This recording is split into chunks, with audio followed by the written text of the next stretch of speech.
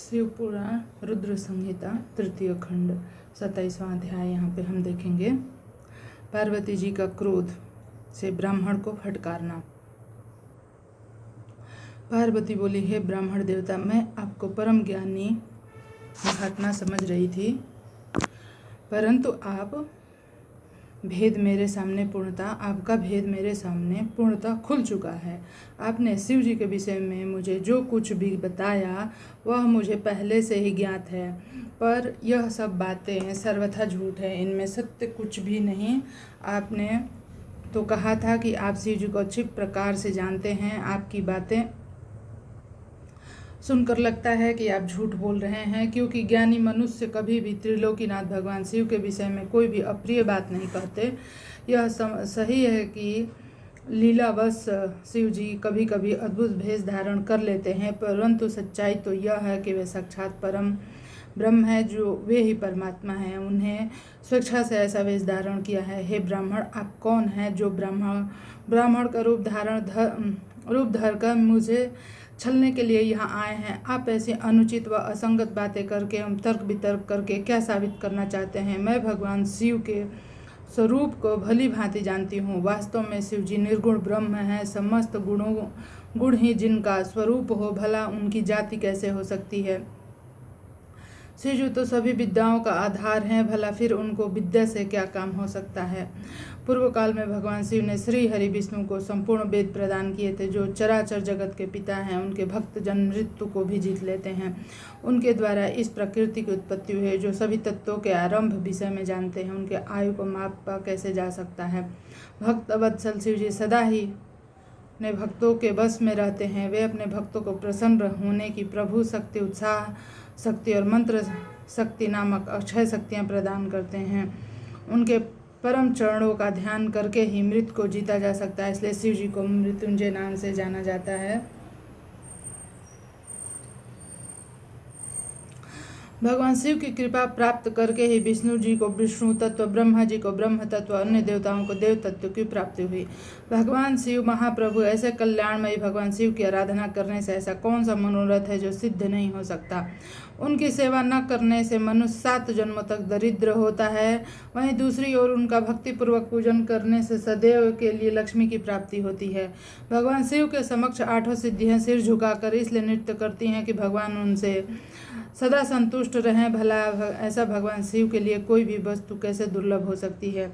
भगवान शिव का स्मरण करने से सबका मंगल होता है। इनकी पूजा के प्रभाव से उपासक की सभी कामनाएं सिद्ध हो जाती हैं। ऐसे निर्विकार भगवान शिव में भला विकार कहाँ से और कैसे आ सकता है? जिस मनुष्य के मुख में सदैव शिव का मंगलकारी नाम रहता है, उसके दर्शन मात्र से ही सब पवित्र हो जाते हैं। आपने कहा था कि वे अपने शरीर पर चिता की भस्म लगाते हैं, यह पूर्णतया सत्य है, परंतु उनके शरीर पर लगी हुई यह भस्म जब जमीन पर झड़ती है, गिरकर झड़ती है, तो क्यों सभी देवता उस भस्म को अपने मस्तक पर लगाने कर अपने को धन्य समझते हैं? अर्थात उनके स्पर्श मात्र से अपवित्र वस्तु भी पवित्र हो जाती है। भगवान शिव ही इस जगत के पालन करता, सृष्टिकर्ता, संहारक हैं। भला उन्हें कैसे साधारण बुद्धि द्वारा जाना जा सकता है? उनके निर्गुण रूप को आप जैसे लोग कैसे जान सकते हैं? दुराचारी और पापी मनुष्य भगवान शिव के स्वरूप को नहीं समझ सकते। जो मनुष्य अपने अहंकार और अज्ञानता के कारण शिव तत्व की निंदा करते हैं, उनके जन्म का सारा पुण्य भस्म हो जाता है। हे ब्राह्मण, आपको ज्ञानी महात्मा जानकर मैंने आपकी पूजा की, परंतु आपने शिव जी की निंदा करके अपने साथ साथ मुझे भी पाप का भागी बना दिया। आप घोर शिवद्रोही हैं। शास्त्रों में बताया गया है, शिवद्रोही का दर्शन हो जाने पर शुद्धिकरण हेतु स्नान करना चाहिए, प्रायश्चित करना चाहिए। यह कहकर देवी पार्वती का क्रोध और बढ़ गया और वे बोली, अरे दुष्ट, तुम तो कह रहे थे कि तुम शंकर को जानते हो, परंतु सच तो यह है कि तुम उन सनातन शिव जी को नहीं जानते हो। भगवान शिव परम ज्ञानी, सत्पुरुषों के प्रियतम व सदैव निर्विकार रहने वाले हैं। वे मेरे अभीष्ट देव हैं। ब्रह्मा विष्णु भी सदा महादेव जी को नमन करते हैं। सारे देवताओं द्वारा शिव जी को आराध्य माना जाता है।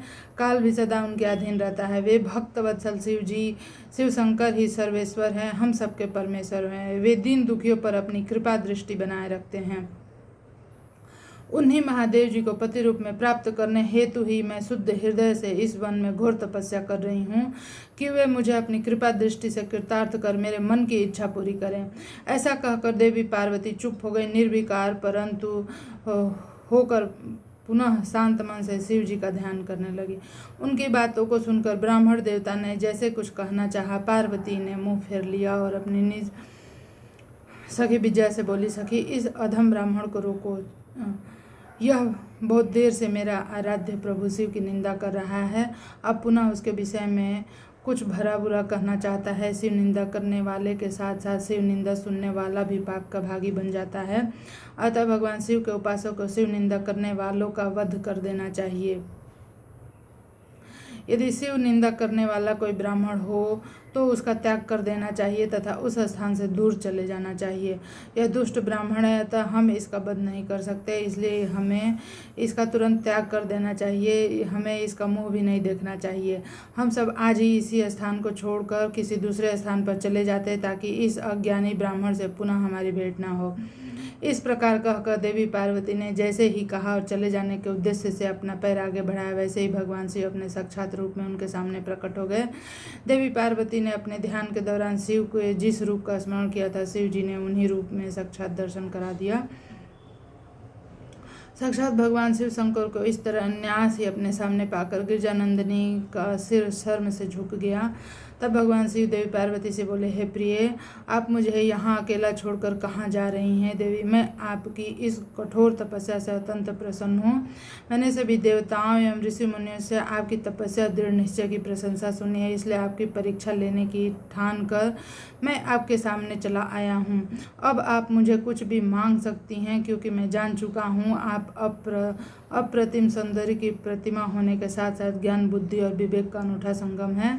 आज आपने अपने उत्तम भक्तिभाव से मुझे अपना खरीदा हुआ दास बना दिया है।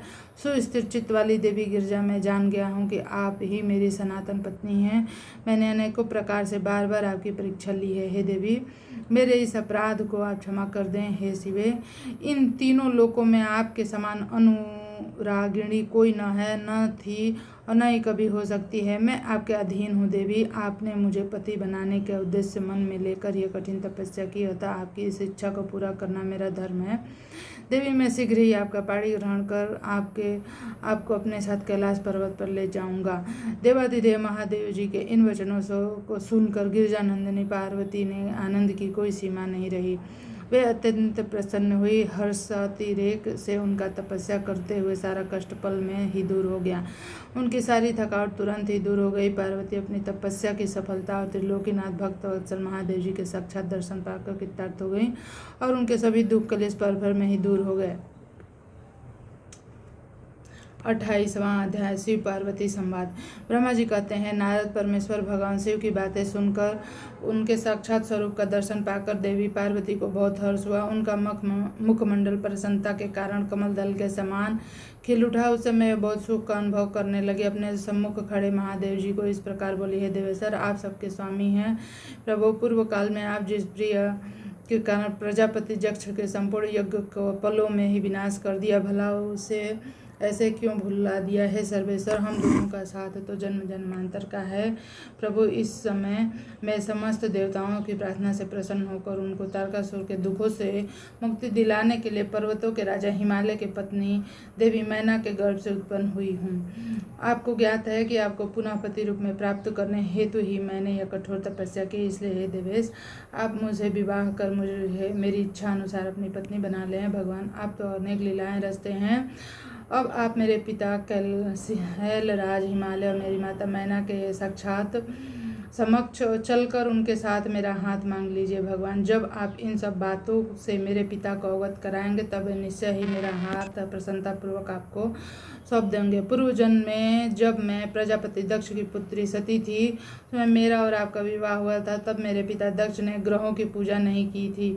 उस विवाह में ग्रह पूजन से संबंधित बहुत बड़ी त्रुटि हो गई थी। अब मैं चाहती हूँ कि इस बार शास्त्रोक्त विधि से हमारा विवाह संपन्न हो। हमें विवाह से संबंधित सभी रीति रिवाजों और रस्मों का भली भांति पालन करना चाहिए ताकि इस बार हमारा विवाह सफल हो सके। देवेश्वर, आप मेरे पिता हिमालय को इस संबंध में बताएं ताकि उन्हें अपनी पुत्री की तपस्या के विषय में ज्ञात हो सके।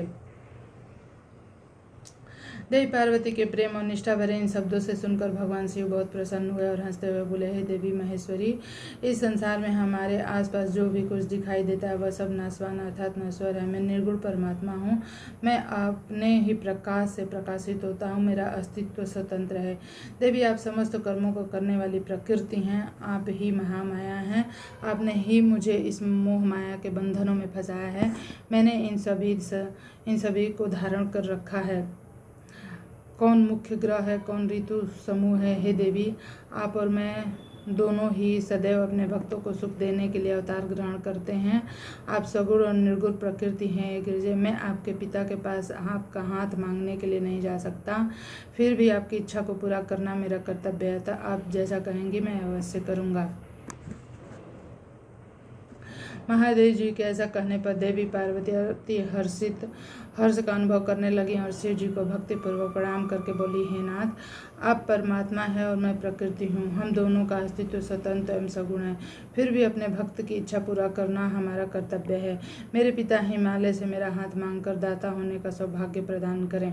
हे प्रभु, आप तो जगत के में भक्त वत्सल नाम से विख्यात हैं। मैं भी तो आपकी परम भक्त हूँ। क्या मेरी इच्छा को पूरा करना आपके लिए महत्वपूर्ण नहीं? नाथ, हम दोनों जन्म जन्म से एक दूसरे के ही हैं। हमारा अस्तित्व एक दूसरे के साथ है। तभी तो आपका अर्धनारी स्वरूप सभी मनुष्यों, ऋषि मुनि, देवताओं द्वारा पूजित है। मैं आपकी पत्नी हूँ। मैं जानती हूँ आप निर्गुण निराकार परब्रह्म परमेश्वर हैं। आप सदा अपने भक्तों के हित करने वाले हैं। आप अनेक प्रकार की लीलाएं रचते हैं भगवान। आप सर्वज्ञ हैं। मुझ दिन पर अपनी कृपा दृष्टि करें और अन्यों की लीलाएं रचकर इस कार्य की सिद्धि कीजिए। नारद ऐसा कहकर देवी पार्वती दोनों हाथ जोड़कर मस्तक झुकाकर खड़ी हो गई। अपनी प्राण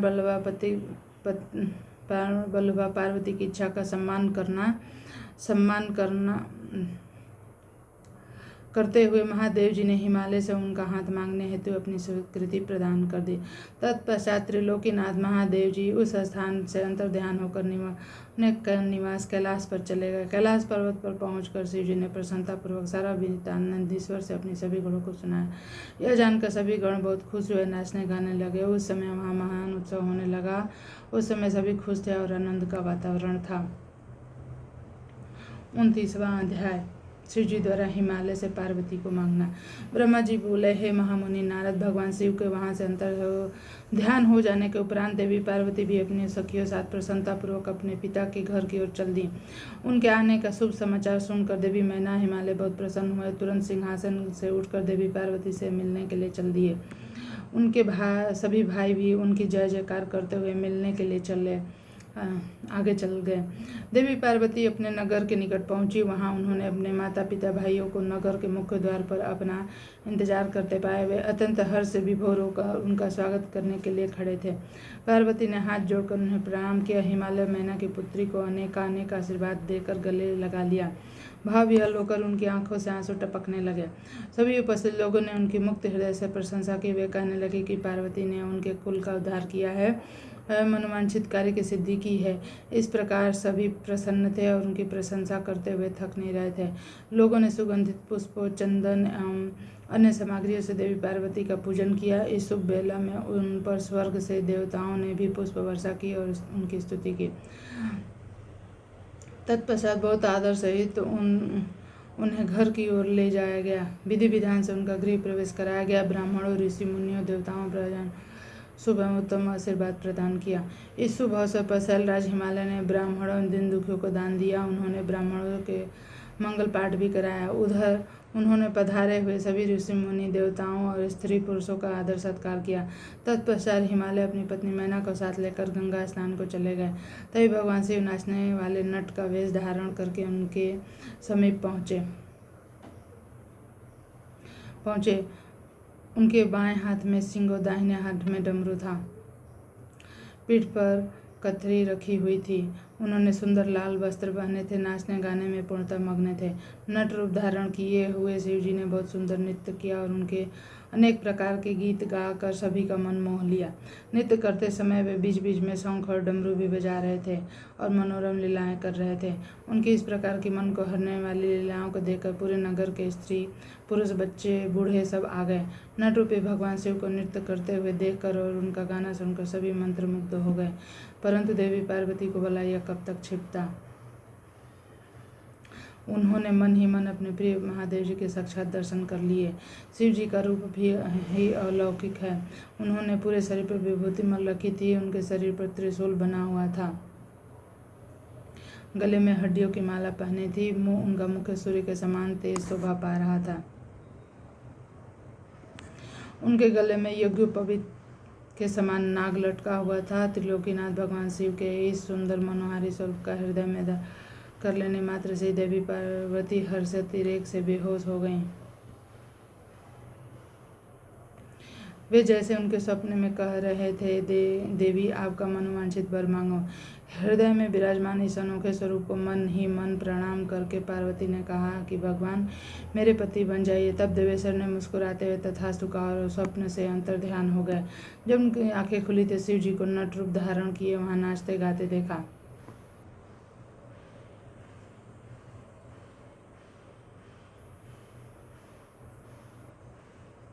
नट के रूप में स्वयं भक्तवत्सल भगवान शिव के नाच गाने से प्रसन्न होकर पार्वती की माता मैना सोने की थाली में रत्न मणियां हीरे सोना लेकर उन्हें भिक्षा देने के लिए आई। उनका ऐश्वर्य देखकर शिव जी बहुत प्रसन्न हुए और उन्होंने उन रत्नों और आभूषणों को लेने से इनकार कर दिए। वे बोले देवी भला मुझे रत्नों आभूषणों से क्या लेना देना। यदि आप मुझे कुछ देना चाहती हो अपने कन्या का दान दे दीजिए। यह कहकर वे पुनः नृत्य करने लगे। उनकी बातें सुनकर देवी मैना क्रोध से उफन उठी। वे उसी समय वहां से निकल जाना चाहती थी। तभी गिरिराज हिमालय भी गंगा स्नान करके वापस लौट आए। जब उनकी पत्नी मैना ने उन्हें सभी बातें बताई तो वे जल्द से जल्द नट को वहां से निकालने को तैयार हो गए। उन्होंने अपने सेवकों को नट को बाहर निकालने की आज्ञा दी, परंतु यह असंभव था।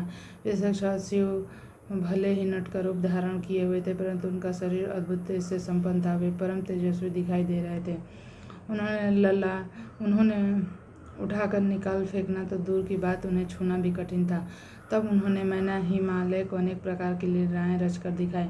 नट ने तुरंत ही श्री हरि विष्णु का रूप धारण कर लिया। उसके माथे पर किरीट, कानों में कुंडल, शरीर पर पीले वस्त्र अनोखी शोभा पा रहे थे।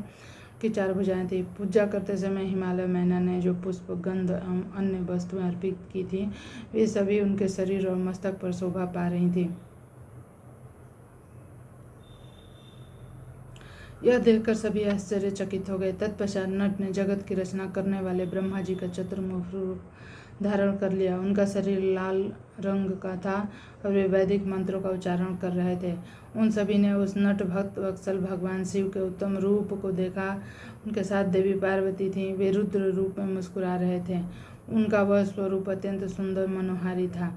उनकी लीलाएं देखकर सभी आश्चर्यचकित रह गए थे, परम आनंद का अनुभव कर रहे थे। तत्पश्चात पुनः एक बार नट रूपी शिव जी ने मैना हिमालय से उनकी पुत्री का हाथ मांगा। अन्य भिक्षा ग्रहण करने से इनकार कर दिया, परंतु शिव जी की माया से मोहित हुए गिरिराज हिमालय ने उन्हें अपनी पुत्री सौंपने से मना कर दिया। बिना कुछ भी लिए वह नट वहां से अंतर्ध्यान हो गया। वे सोचने लगे कि शायद वे स्वयं भगवान शिव थे जो यहाँ स्वयं पधार कर हमारी कन्या का हाथ मांग रहे थे और हमें अपनी माया से छलकर अपने निवास कैलाश पर वापस चले गए। यह सोचकर हिमालय और मैना दोनों एक पल को बहुत प्रसन्न हुए, परंतु अगले ही पल वह सोच से उदास हो गए कि हमने साक्षात शिव को बिना कुछ दिए और आदर सम्मान किए खाली हाथ अपने द्वार से लौटा दिया। वे अत्यंत व्याकुल हो उठे। 30वां अध्याय। ब्राह्मण वेश में पार्वती के घर आना। ब्रह्मा जी बोलते, हे नारद, गिरिराज हिमालय और देवी मैना के मन में भगवान शिव के प्रति भक्ति भाव देखकर सभी देवता आपस में विचार विमर्श करने लगे। तब देवताओं के गुरु बृहस्पति ब्रह्मा जी से आज्ञा लेकर सभी भगवान शिव के पास कैलाश पर्वत पर गए। वहां पहुंचकर उन्होंने हाथ जोड़कर शिव जी को प्रणाम किया और उनको अनेकों बार स्तुति की। तत्पश्चात देवता बोले, हे देवादिदेव महादेव भगवान शंकर, हम दोनों हाथ जोड़कर आपकी शरण में आए हैं। हम पर प्रसन्न होइए होइए, हम पर आपकी कृपा दृष्टि बनाएं। प्रभु, आप तो भक्त वत्सल हैं, अपने भक्तों की प्रसन्नता के लिए कार्य करते हैं। आप दीन दुखियों का उद्धार करते हैं। आप दया और करुणा का अथाह सागर हैं। आप ही अपने भक्त को संकटों से दूर करते हैं तथा उनकी सभी विपत्तियों का विनाश करते हैं। इस प्रकार महादेव जी को अनेकों बार स्तुति करने के बाद देवताओं ने भगवान शिव को गिरिराज हिमालय उनकी पत्नी मैना की भक्ति से अवगत कराया और आदर सहित सभी बातें बता दी। तत्पश्चात भगवान शिव ने हंसते हुए सभी प्रार्थनाओं को स्वीकार कर लिया। तब अपने कार्य को सिद्ध हुआ समझकर सभी देवता प्रसन्नपूर्वक अपने अपने धाम लौट गए। जैसे ही सभी जानते हैं भगवान शिव को लीलाधारी कहा जाता है, अपनी माया के स्वामी पुनः वे शैलराज हिमालय के घर गए। उस समय राजा हिमालय अपनी पुत्री पार्वती सहित सभा भवन में बैठे हुए थे। उन्होंने ऐसा रूप धारण किया कि वे कोई ब्राह्मण अथवा साधु संत जान पड़ते थे। उनके हाथ में दंड व छत्र था, शरीर पर दिव्य वस्त्र, माथे पर तिलक शोभा पा रहे थे। उनके गले में सालग्राम तथा हाथ में स्फटिक की माला थी। वे मुक्त कंठ से हरि नाम जप कर रहे थे। उन्हें आया देखकर पर्वतों के राजा हिमालय तुरंत उठकर खड़े हो गए और उन्होंने ब्राह्मण को भक्ति भाव से साष्टांग प्रणाम किया। देवी पार्वती अपने प्राणेश्वर भगवान शिव को तुरंत पहचान गए। उन्हें उत्तम भक्ति भाव से सिर झुकार कर उनकी स्तुति की। वे मन ही मन बहुत प्रसन्न हुई। तब ब्राह्मण रूप में पधारे भगवान शिव ने सभी को आशीर्वाद दिया। तत्पश्चात हिमालय ने उन ब्राह्मण देवता की पूजा आराधना की, उन्हें मधुपर्क आदि पूजन सामग्री भेंट की से शिव जी ने प्रसन्नतापूर्वक ग्रहण किया। तत्पश्चात पार्वती के पिता हिमालय ने उनका कुशल समाचार पूछा और बोले, हे विप्रवा, आप कौन हैं? यह प्रश्न सुनकर वे ब्राह्मण देवता बोले, हे गिरिश्रेष्ठ, मैं वैष्णव ब्राह्मण हूँ, भूतल पर ब्राह्मण करता रहता हूँ। मेरी गति मन के समान है, एक पल में यहाँ तो दूसरे पल में वहाँ। मैं सर्वज्ञ, परोपकारी, शुद्धात्मा, मैं ज्योतिष हूँ। भाग्य की सभी बातें जानता हूँ। क्या हुआ है, क्या होने वाला है, यह सब कुछ मैं जानता हूँ।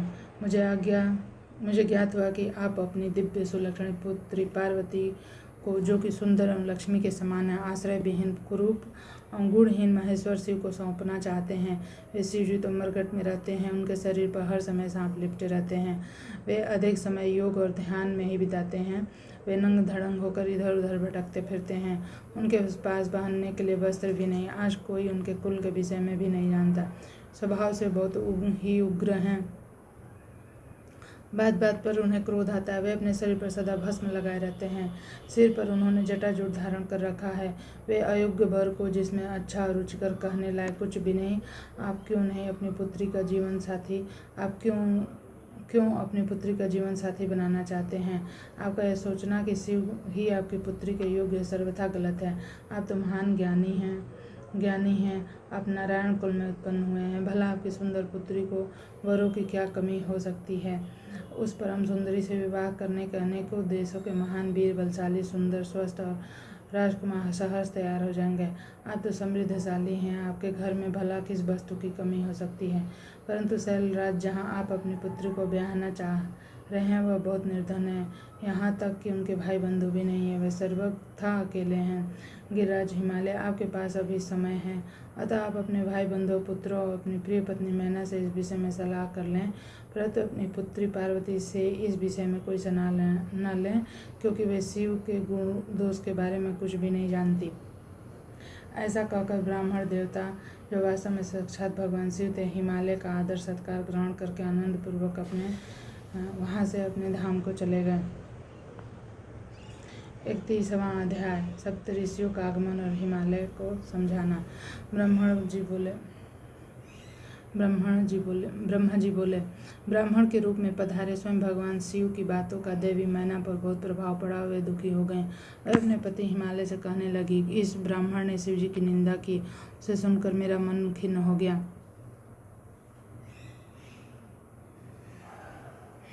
जब भगवान शिव का रूप और शील सभी कुशित है, सभी उनके विषय में बुरा ही सोचते हैं और उन्हें मेरी पुत्री सर्वथा योग्य है, तो मैं अपनी प्रिय पुत्री का हाथ कदापि उनके हाथ में नहीं दूंगी।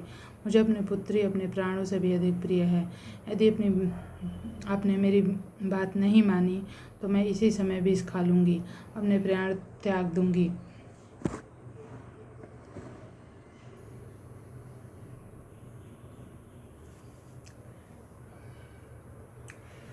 दूंगी। मुझे अपनी पुत्री प्राणों से अधिक प्रिय है। यदि आपने मेरी बात नहीं मानी तो इस समय 20 कालों में प्राण त्याग दूंगी। साथ ही अपनी बेटी पार्वती को लेकर इस घर से चली जाऊंगी। मैं पार्वती के गले में फांसी लगा दूंगी और उसे वनों में ले जाऊंगी, वहाँ किसी सागर में डुबो दूंगी, परंतु किसी भी हाल में उसका ब्याह पिनाकधारी शिव के साथ नहीं होने दूंगी। यह कहकर देवी मैना रोती हुई को भवन में चली गई और उन्होंने कीमती वस्त्र आभूषणों का त्याग कर दे जमीन पर लेट गए। जब इस विषय में भगवान शिव को जानकारी हुई तो उन्होंने सप्त ऋषियों को याद किया। वे तुरंत वहां आ गए। तब त्रिलोकीनाथ भगवान शिव ने सप्त ऋषियों को देवी मैना को समझाने की आज्ञा देकर उनके घर भेजा। त्रिलोकीनाथ भगवान शिव का आदेश मिलने पर सप्त ऋषि श्रद्धापूर्वक प्रणाम करके आकाश मार्ग से पर्वत राजा हिमालय के घर की ओर चल दिए। सप्त ऋषि जब हिमालय के नगर के निकट पहुंचे तो वहां का ऐश्वर्य देखकर उनकी प्रशंसा करने लगे। वे सातों ऋषि आकाश में सूर्य के समान चमकते हुए जान पड़ते थे। उन्हें आकाश मार्ग से आता देखकर हिमालय को बहुत आश्चर्य हुआ।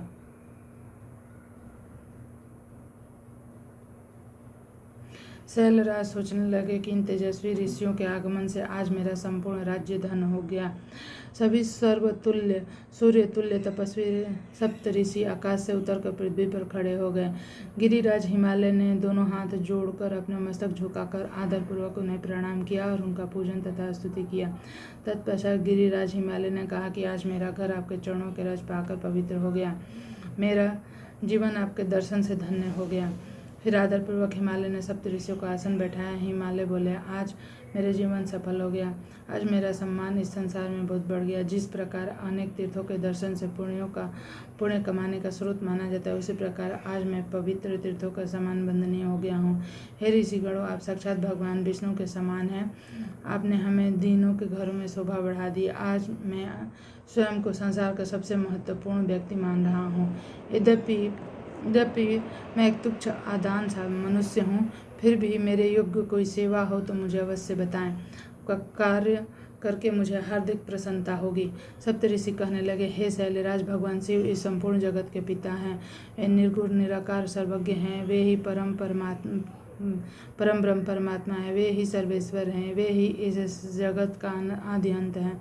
आप भली बात त्रिलोकीनाथ भगवान शिव के विषय में सब कुछ जानते हैं। वे भक्त वत्सल सदा अपने भक्तों के अधीन तुम्हारी परम प्रिय पुत्री पार्वती को भगवान शिव को अपनी कठोर तपस्या प्रसन्न करके अपना मनोवांछित वर प्राप्त कर लिया है। उन्होंने शिव को पति रूप में पाने का वर प्राप्त किया है। जिस प्रकार भगवान शिव को इस जगत का पिता माना जाता है, उसी प्रकार शिवा जगत माता कही जाती है। अतः आप कन्या पार्वती का विवाह महात्मा शिव शंकर से कर दीजिए। ऐसा करके आपका जन्म सफल हो जाएगा। आप गुरुओं के भी गुरु बन जाएंगे। सप्त ऋषियों के ऐसे वचन सुनकर हिमालय बोले, हे महर्षियों, मेरा हो भाग्य जो आपने मुझे इस योग्य समझा, मुझे यह बात कही। सच कहूँ तो मेरा हार्दिक इच्छा भी यही है कि मेरी पुत्री का विवाह भगवान के शिव के साथ हो, परंतु एक परेशानी यह है। कुछ दिनों पूर्व एक ब्राह्मण हमारे घर पधारे थे। उन्होंने भक्त वत्सल भगवान शिव के विषय में उल्टी सीधी बातें की। उस वैष्णव ब्राह्मण ने शिव जी की घोर निंदा की, उन्हें अमंगलकारी बताया। ये सब बातें सुनकर मेरी पत्नी देवी मैना की बुद्धि पलट गई। उनका समस्त ज्ञान भ्रष्ट हो गया। अब वे अपनी पुत्री पार्वती का विवाह परम योग्य रुद्रदेव से कदापि नहीं करना चाहती।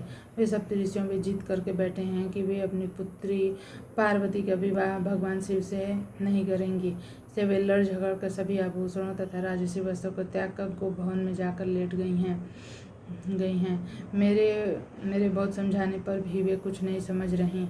आपसे सच अपने दिल की बात कहूँ तो उन वैष्णव ब्राह्मण की बातें सुनकर अब मैं भी नहीं चाहता कि मेरी पुत्री का विवाह शिव जी से हो। नारद इस प्रकार भगवान शिव की माया से मोहित होकर गिरिराज हिमालय ने ये सब बातें कहीं और चुप हो गए। सप्त ऋषियों को भवन में लेटी हुई मैना को समझाने के लिए देवी अरुंधति को भेजा। अपने पति की आज्ञा पाकर देवी अरुंधति उसको भवन में पहुंची, जहां देवी मैना रुष्ट होकर पृथ्वी पर लेटी हुई थी। पार्वती उनके पास ही बैठी थी, उन्हें समझा रही थी। साध्वी अरुंधति बड़े ही मधुर स्वर में बोली, देवी मैना उठे, मैं अरुंधति, सप्त ऋषि तुम्हारे घर पधारे हैं। देवी अरुंधति को वहाँ अपने कक्ष में देखकर देवी मैना उठ के बैठ गई। सदा लक्ष्मी के समान उन परम तेजस्विनी को देख उनके चरणों में अपना सिर रखकर बोली, आज हमारे घर में ब्रह्मा जी की पुत्र वधू और महर्षि वशिष्ठ की पत्नी अरुंधति सप्तऋषियों ने पधार कर हमें किस पुण्य का फल दिया है। आपके आने से हमारा कुल धन्य होगा। मैं आपसे यहाँ यह जानना चाहती हूँ कि आपके इस तरह से यहाँ आने का क्या उद्देश्य है। देवी मैना ऐसा कहने पर देवी अरुंधति मुस्कुराई और उन्हें समझाकर को भवन से बाहर उस स्थान पर ले गई जहाँ सप्तऋषि सहित गिरिराज हिमालय बैठे हुए थे। तब देवी मैना को यहाँ देखकर श्रेष्ठ और परम ज्ञानी सप्तऋषि भगवान शिव को मन में स्मरण कर समझाने लगे। सप्तऋषि बोले, हे शैला, तुम अपनी पुत्री पार्वती का विवाह त्रिलोकीनाथ भक्त वत्सल भगवान शिव से कर दो। वे तो सर्वेश्वर हैं, कभी भी किसी से याचना नहीं करते। भगवान जगत की रचना के स्रोत ब्रह्मा जी ने तारकासुर को केवल शिव पुत्र के हाथों से उसका वध हो गया। इस समय तारका के कारण तीनों लोकों में हाहाकार मचा हुआ है। उसने देवराज इंद्र सहित सभी देवताओं को स्वर्ग से निकाल दिया है, साथ ही और निर्दोष लोगों को भी शत्रु बना बैठा है। साधु ऋषि मुनियों को यज्ञ नहीं करने देता तथा उनकी पूजा उपासना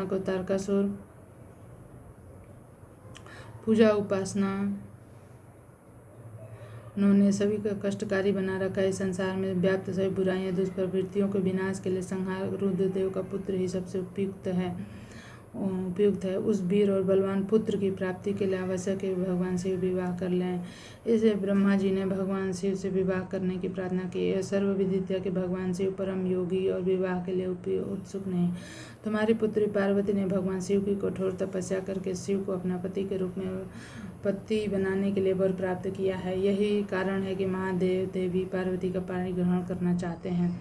सप्तऋषियों की यह बात सुनकर हिमालय विनयपूर्वक बोले, हे ऋषिगण, आपकी बातें सही हैं, परंतु जहाँ तक मैं जानता हूँ शिव जी के पास ना तो कोई रहने के लिए घर है, ना ही कोई नाते रिश्तेदार, न ही बंधु बांधव। उनके पास कोई राजपाट भी नहीं है, न ही वे ऐश्वर्य विलासिता का जीवन ही जीते हैं। आप वेद विधाता ब्रह्मा जी के पुत्र हैं, इसलिए मैं आपका आदर और सम्मान करता हूँ। आप परम ज्ञानी हैं, जानते हैं कि जो पिता काम मोह भय अथवा लोभ के कारण अपनी कन्या के विवाह अयोग्य वर से कर देते हैं वे मरने के बाद नरक के भागी होते हैं। इसलिए मैं कोई ऐसा कार्य नहीं करना चाहता जिससे मैं नरक का भागी बनूं। मैं अपनी प्रिय पुत्री पार्वती का विवाह स्वेच्छा से कभी भी शूलपाणी शिव के साथ नहीं करूँगा।